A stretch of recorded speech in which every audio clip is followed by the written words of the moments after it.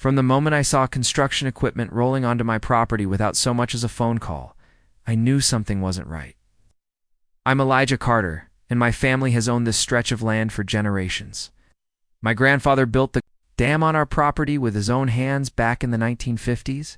It powered the mill, irrigated crops, and most importantly, it defined the boundaries of our land. So when the HOA president told me I had no legal standing to stop their new housing project, I knew I was in for a fight. At first, they brushed me off. I showed them deeds, survey maps, and even tax records. But the HOA claimed the land was unclaimed wetlands and began building anyway. Within 6 months, they had 35 houses sitting squarely on my property. They paved roads, planted manicured shrubs, and acted like they had one. One of the board members even smirked at me in the grocery store and said, "Progress always wins, old man." What they didn't realize was that my family's dam was more than just a pretty lakefront feature, controlled the flow of thousands of gallons of water.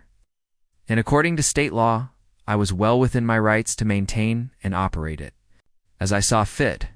When I tried once more to reason with the HOA and they laughed me out of their board meeting, I decided it was time they learned the hard way what trespassing on someone else's land really meant.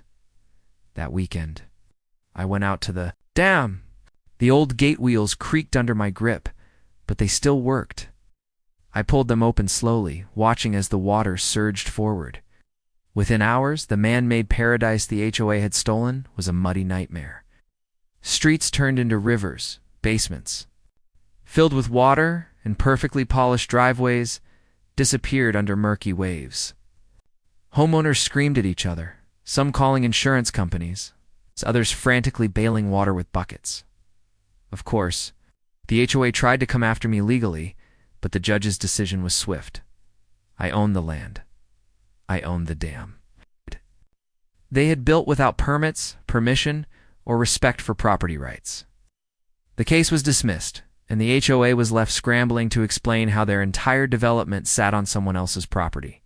In the end, I didn't have to raise my voice or break a single law. All I did was let nature take its course. The HOA thought they could drown out my history and my rights. Instead, they drowned in their own arrogance.